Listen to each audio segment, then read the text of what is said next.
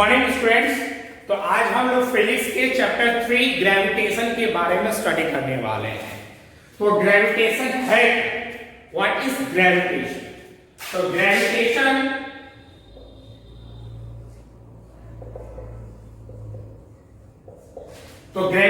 क्या? It is a phenomenon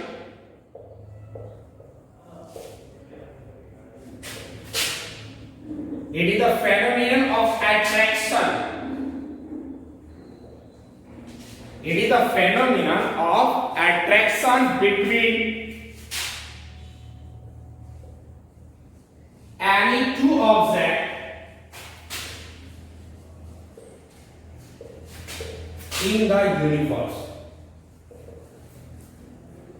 मतलब इस यूनिवर्स में कोई भी ऑब्जेक्ट एक दूसरे को अपनी ओर अट्रैक्ट करता है, एक दूसरे को अपनी ओर खींचता है, इसी को हम लोग क्या बोलते हैं? Gravitation. It is the phenomenon of attraction between any two object, कोई भी दो ऑब्जेक्ट के बीच में is in the universe, it's said to be gravitation. अब ग्रेविटेशन के बाद हम आते हैं ग्रेविटेशन ऑफ अर्थ, टेशन ऑफ अर्थ, या इसको हम लोग ग्रेविटी भी बोलते हैं। ये ग्रेविटेशन ऑफ अर्थ को हम लोग ग्रेविटी भी कहते हैं। क्या होता है? The force with which earth attracts all the objects towards its center. Gravity या ग्रेविटेशन ऑफ अर्थ का मतलब क्या हुआ कि वह फोर्स जिसके माध्यम से अर्थ कोई भी ऑब्जेक्ट को अपनी और खिंचता, अपने सेंटर की ओर खींचती है, उसको हम लोग क्या बोलते हैं? ग्रेविटी बोलते हैं। यही कारण होता है कि कोई भी चीज को अगर हम पत्थर को नीचे से ऊपर की ओर फेंकते हैं, आफ्टर सम टाइम वह स्टॉप होने के बाद toward the centre of earth, towards the ground की ओर वह गिर जाता है।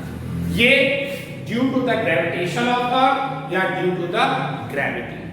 अब हम लोग आते हैं centripetal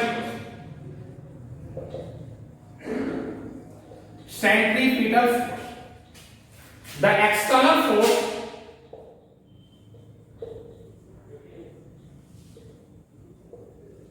that causes the body moving uniformly along the circular path acts towards the center of the circular path. Centripetal force क्या है? वह एक्सटर्नल फोर्स जिसके कारण कोई बॉडी मूव करता है यूनिफॉर्मली। यूनिफॉर्मली का मतलब एक रफ्तार से अलोंग द सर्कुलर पाथ, और वो सर्कुलर पाथ जो है वह अब किसके द्वारा? Centre of the circular path. आप क्या करो कि एक पत्थर को ले लो और उसको रस्सी से बांधो और उसको मूव करो, तो आप देखोगे कि centre of the circular path ये हो गया जहां हम रस्सी को होल्ड करके रखें, और वह स्टोन जो मूव करेगा वह किस भाग में मूव कर रहा है? तो सर्कुलर पाथ में। एक्सटर्नल फोर्स लग रहा है, यहां से हम फोर्स लगा रहे हैं जिसके कारण वो मूव कर रहा है, और ये हमारा क्या होगा? सर्कुलर पाथ का क्या हो गया? सेंटर।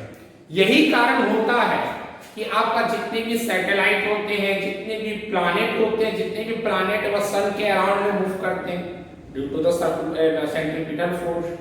हमारा मून जो है वो अर्थ के अराउंड मूव करता है due to the centripetal force. तो सेंट्रीपिटल फोर्स जो होता है वो सेंटर के माध्यम से सर्कुलर पाथ में कोई चीज को वह रोटेट कराता है। अब हमारा नेक्स्ट टॉपिक वह Newton's universal law of gravitation.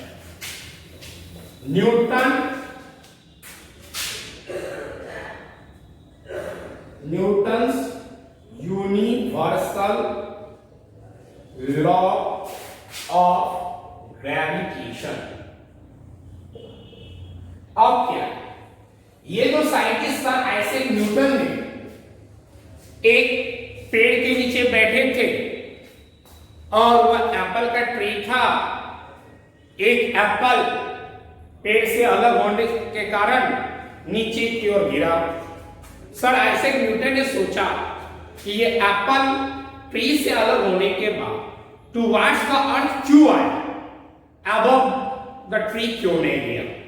तो इन्होंने इसके बारे में पता लगाया और उन्होंने ये पाया कि कोई भी ऑब्जेक्ट जो है वह जब फ्री टू मूव होता है या किसी तरह भी मूव करता है तो वह हमेशा towards the centre of the earth जाता है।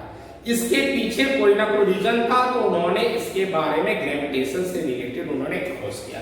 तो उन्होंने Newton's universal law of gravitation क्या होता है, everybody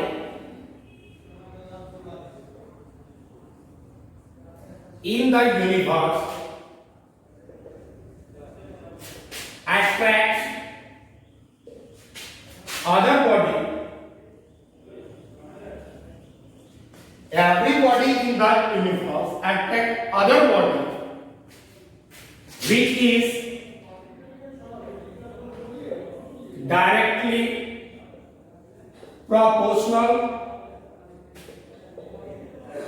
which is directly proportional to product of their masses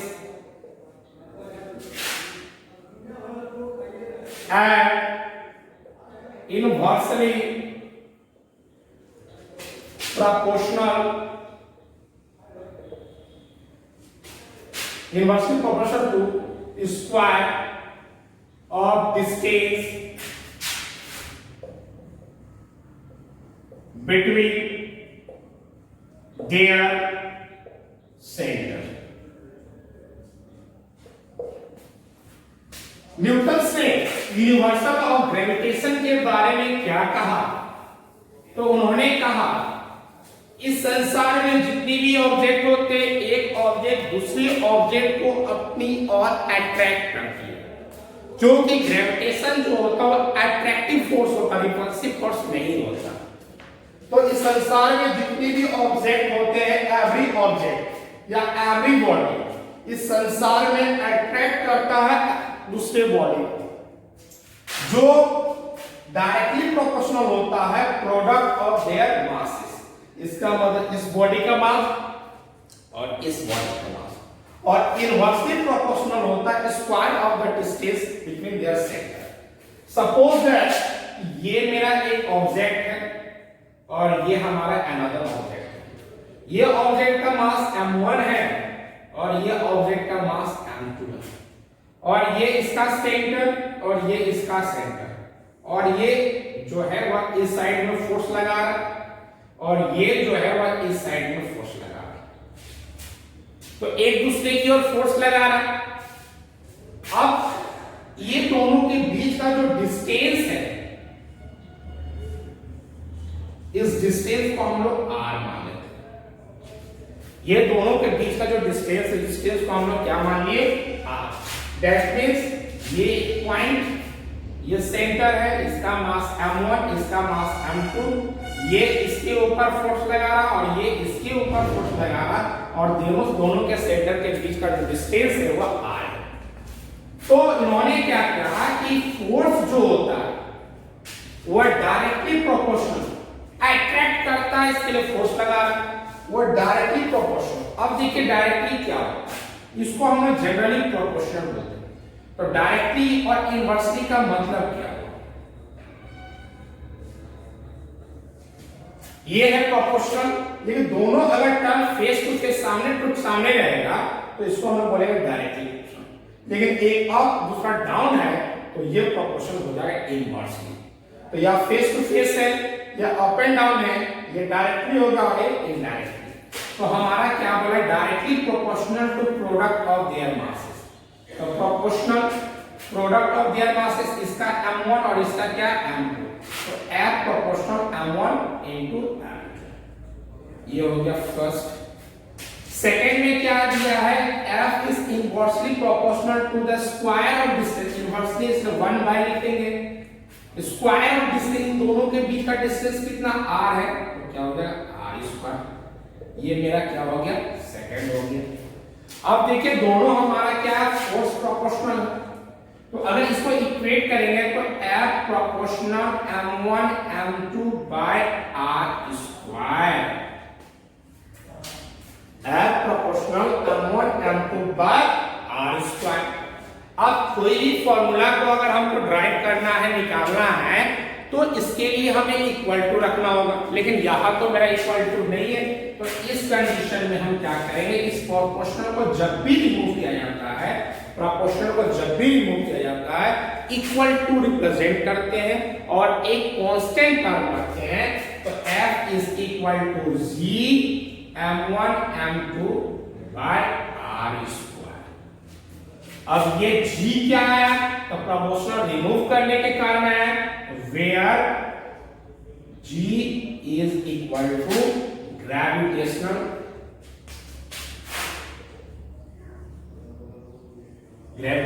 constant। तो G जो है वह हमारा ग्रेविटेशनल कांस्टेंट हो गया। तो आज के लिए इतना, मैं नेक्स्ट में बताऊंगा कि आपका स्मॉल g क्या होता है, जो ग्रेविटेशन होता है उसको कैपिटल G से इंडिकेट करते हैं, ग्रेविटी होता है उसको स्मॉल g से डिस्कस करते हैं। ग्रेविटी अलग अलग प्लैनेट का सेम होता है कि डिफरेंट होता है, मून का क्या होता है, अर्थ का क्या होता है, इसके बारे में हम लोग नेक्स्ट क्लास में डील करेंगे।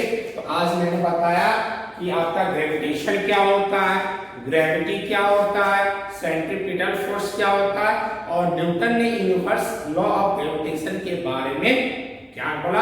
आज के लिए इतना।